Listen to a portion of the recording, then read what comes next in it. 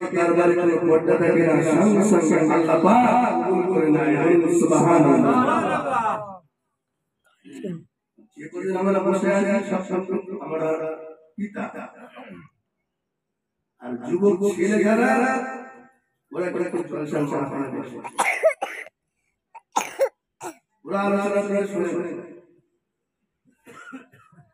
যে ছেলেরা ভিতরে দিনের শিক্ষা দেখবে, যে ছেলেরা ভিতরে কোরআনের শিক্ষা দেখবে, যে ছেলেরা ভিতরে হাদিসের শিক্ষা দেখবে, এ ছেলেরা যুবকেরা এর মাকে নিজেরা খুব ভালো করে বোঝার চেষ্টা করে। এমন একটা সন্তান দুনিয়ার মুখে বাঁচিয়ে দিতে হবে, এমন একটা সন্তান দুনিয়ার মুখে রেখে দিতে হবে যে সন্তানটা তোমাকে সারা জীবন দুনিয়ায় যতদিন তুমি বেঁচে থাকবে তোমাকে নূর রেখে দেবে। এমন করে তোমার দুনিয়া থেকে চলে যাওয়ার পরে তোমার জন্য আল্লাহ পাকের দরবারে মাগফিরাত চাইবে। সন্তান আমাদের তৈরি করতে হবে। যে সন্তান জানে না যে আমি বাপ মাকে সেবা করলে কি সব হয়, সে সন্তান কিভাবে বাপ মাকে সেবা করবে সে তো জানে না। যে বাপ মাকে যদি মায়া করে, বাপ মাকে যদি সেবা করে, এর জন্য কি আমাকে আল্লাহ পাক প্রাইজ দিবে আমাকে, এটা জানে। যদি জানতো সমাজের দিকে তাহলে আব্বা মাকে জীবনে কোনোদিন কষ্ট দিতে হতো না, বাপ মাকে কোনোদিন কষ্ট দিতে হতো না।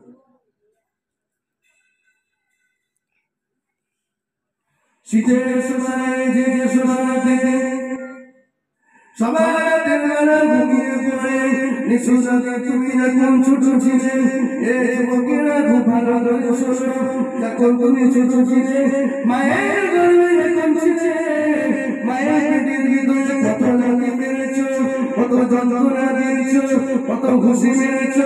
এই শীতের সময় সবাই ঘুমিয়ে পড়ে, মা ঘুমাইয়া নিশুরাতে তুমি পেশাব করে দিয়েছো, নিশুরাতে তুমি পায়খানা করে দিয়েছো, সারা রাত মা ঘুমিয়ে তোমার পায়খানা পরিষ্কার করে, পেশাব পরিষ্কার করে, আর ওই সন্তানটা আস্তে আস্তে আস্তে আস্তে বড় হওয়ার পরে মাকে কষ্ট দিতে লাগে, মাকে দিতে লাগে কষ্ট দেয়। এই জায়নামাজের সময় একটা ঘটনা বলেছিলাম,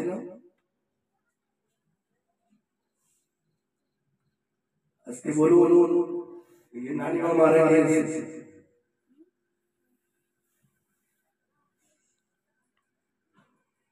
আল্লাহ পাক ওনাকে জান্নাত নসিব করেন। সকলে বলি আল্লাহুম্মা আমিন। উনি মারা গিয়েছে, আমরা সকলে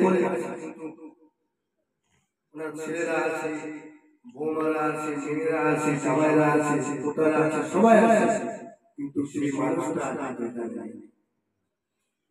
অন্ধকার কবর তাকে আমরা দাফন করে রেখে দিয়েছি। ওই রকম একা একা আমাকে আপনাকে একদিন দুনিয়া থেকে চলে যাবে। দুনিয়ার মুখে আমি কেউ থাকবো না, দুনিয়ায় বাঁচাকালীন বাপ মাকে খেদমত করে যেতে হবে। আর চলে যাওয়ার পরে আল্লাহ বলছে রব্বি রহমহুমা কামা রাব্বায়ানি সগীরা। আমাদের জাতীয় পিতা মাতা মারা গিয়েছে, তাদের জন্য দোয়াটা চাই।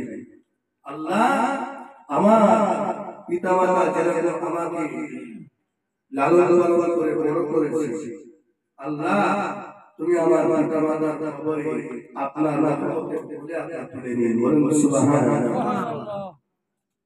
জুম্মার দিনে জুম্মার নামাজটা আদায় করে আপনার কবরে চলে যান, মায়ের কবরে চলে যান, বাপের কবরে চলে যান। কবরে চলে গেলে কি হয়? কবরে ভয়টা অন্তরে ভয় হয়। কি চাচা জি? কবরে চলে গেলে কবরে ভয়টা অন্তরে পয়দা হয়। কিন্তু কিছু মানুষ আবার কি বলে কবর জিয়ারত করে কি হবে? আছে কবর জিয়ারত করে কি হবে? জায়নামাজ হয়ে গেছে, জায়নামাজের পরে দোয়া করে কি হবে? বলে না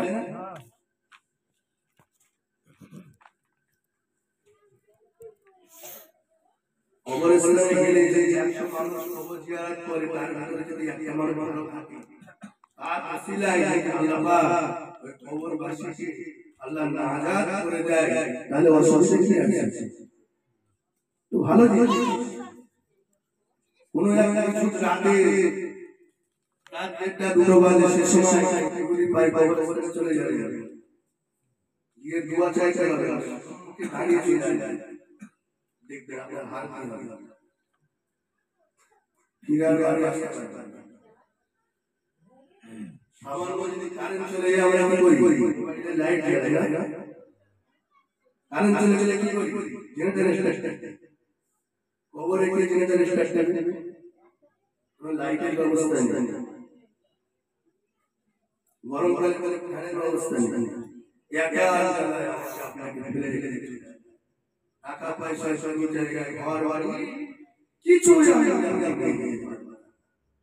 কিছু আমার সঙ্গে যাবে, আপনার সঙ্গে সব কিছু ফেলে রেখে দিয়ে চিরজীবনের মতো বিদায় নিয়ে আমাদেরকে চলে যেতে হবে, একে একে বিদায় নিয়ে চলে যেতে হবে। জাহিলিয়াতের যুগ বলে যুগ ছিল, সেই যুগেতে মায়েদের কোনো সম্মান ছিল,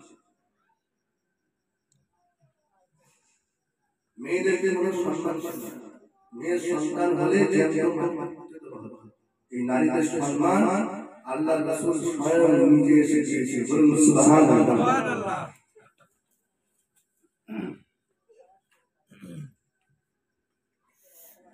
আল্লাহ রাসূলকে সম্মান দিয়েছে। কোন ছেলে যদি তার মায়ের মুখ পানে একবার নেক নজর তাকায় আর মনে মনে বলে এটা আমার আম্মা জানের মুখ, আর মনে মনে হাসতে হাসতে বলে এটা আমার আম্মা জানের মুখ, এটা আমার আম্মা জানের মুখ, নেক নজর তাকায় এই জন্য আল্লাহ রাসূল বলে দিয়েছে ওই ব্যক্তির জন্য একটা উমরা হজের সওয়াব